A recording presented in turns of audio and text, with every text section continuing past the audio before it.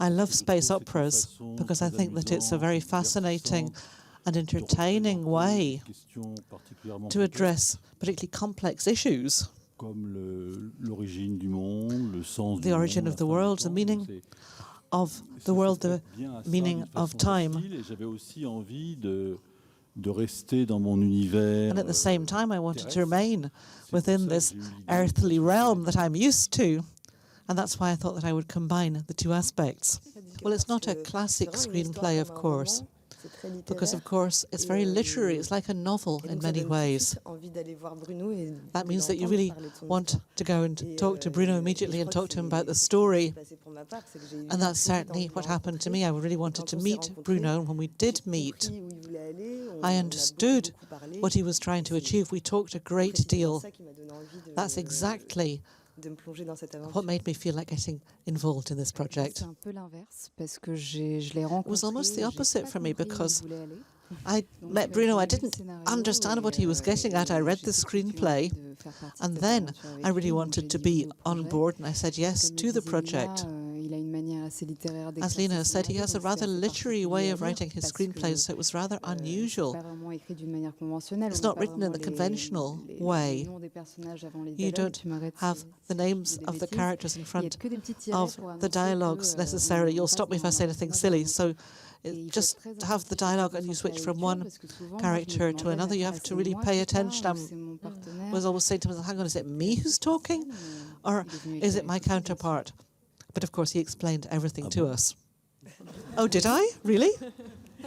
Everything? Of course, cinema is all about making something real with something not real, so it's not difficult as such. It's like a kiss on the big screen. You know that it's not for real, but you have to nonetheless show it. And that's what I love about film, about the cinema. It is the cinema. What's most important is that it's convincing. You have to convince your audience, but often it's not actually real, of course. There's lots of things that are not real per se. And that's the whole art of making films. It's fascinating. I love my job and I also love what the actors do. We look for ways to work with them and to conjure up emotions in the audience, but there's all kinds of tricks that we have up our sleeves when they're crying, for example. They're not really crying necessarily. Mais forcément, tu as raison. Un petit peu. But yes, you're right. To some extent, they are crying. So you need to really be convincing. That is what is so special about an actor. An actor will look inside themselves and use them for their performance, but it's not about suffering or pain. You see them here, but when you see them in the film, there's something almost magical that happens, a cinematographic transfiguration that happens, and that is the magic of it.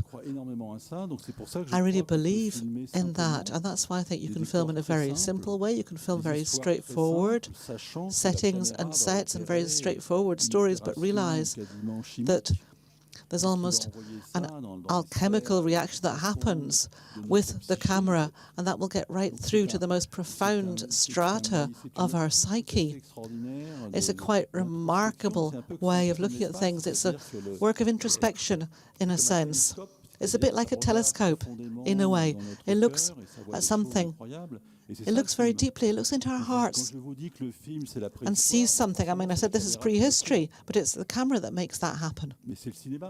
That's what cinema's all about, after all. It's something fundamental, really.